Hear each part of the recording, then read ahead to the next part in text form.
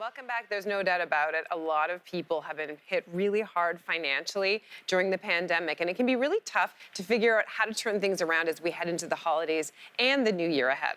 Well, CTV's chief financial commentator, Patty Levitt-Reid, we love her, says creating wealth is really about doing one big thing right. It's more often about doing a lot of little things right. Patty, welcome back to the show. Hi there to both of you. It's great to be back.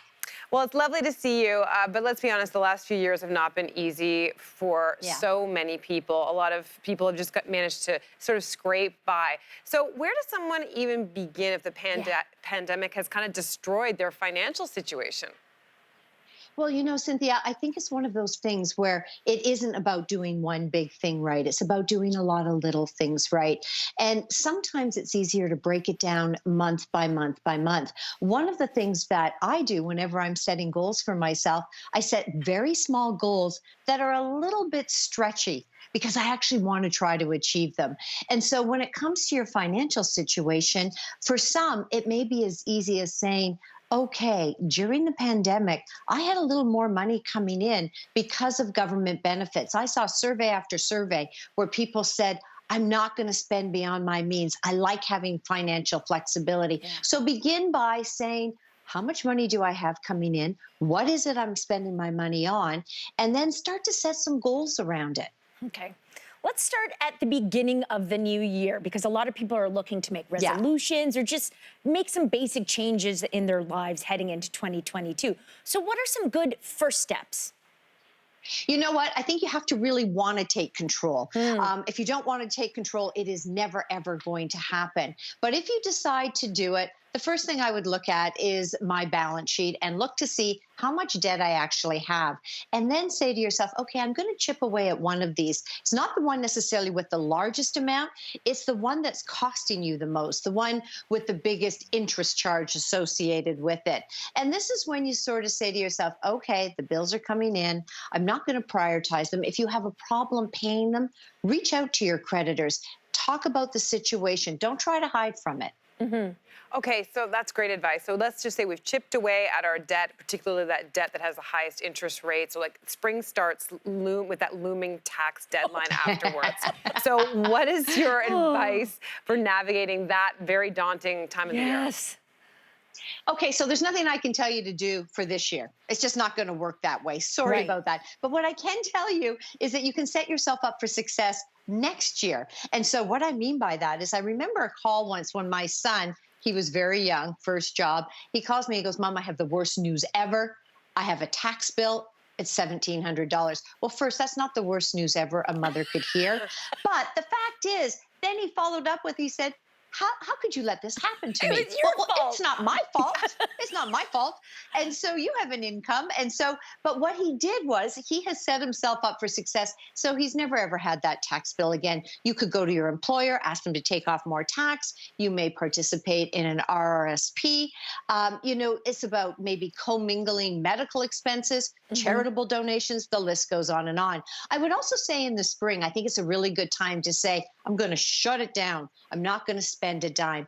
I'm not going to spend, and I'm going to save a little more. Because when you do that, you can do something called a PPP. And a PPP stands for pre-authorized purchase plan. Have the money that you're not spending come right out of your account and redirect it to an emergency fund, because we don't know really what's down the horizon. Keep it in cash or a near cash equivalent so you can get access to it, like a guaranteed investment certificate.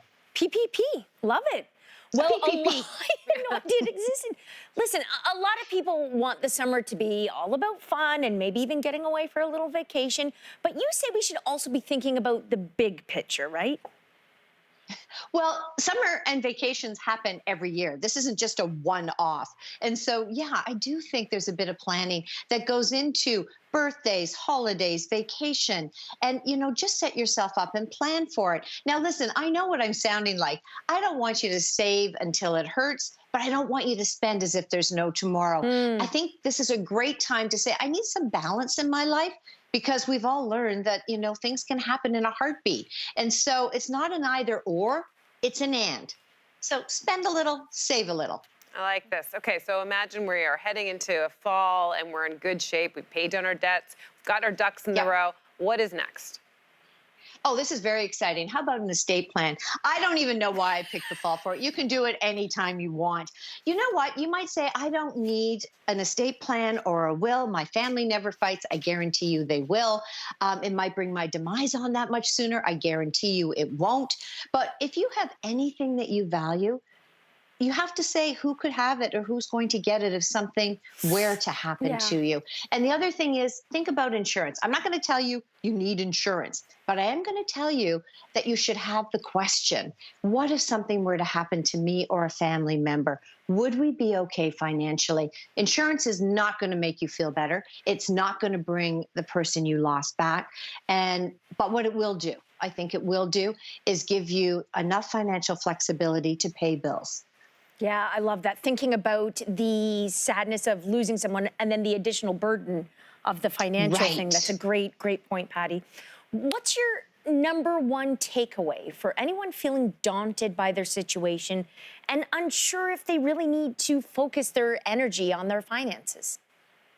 Well, you know what? If something hurts enough, you make change. And if you feel that you're living paycheck to paycheck, you know that this is a situation you want to address. Henry Ford once said, and I've often thought about it over so many scenarios, if you do what you've always done, you will get what you've always got. And sometimes it just comes down to some knowledge. And once you start to gain that knowledge, you understand some of the things you might have habitually done in the past that weren't great, and you change your behavior going forward. Okay, Patty, do you have any advice for setting ourselves up for the future if we find ourselves facing another, I mean, hopefully not, Yeah. but another devastating global event? Yeah. Well, we've got that to deal with, and we certainly have inflation, higher prices, many families living very close to the margin. What I can tell you is people are using credit cards right now, but they're managing it. Our delinquencies are not bad. And so to the extent that you can stick with it, use it only in an emergency situation. Look at where you're spending your money.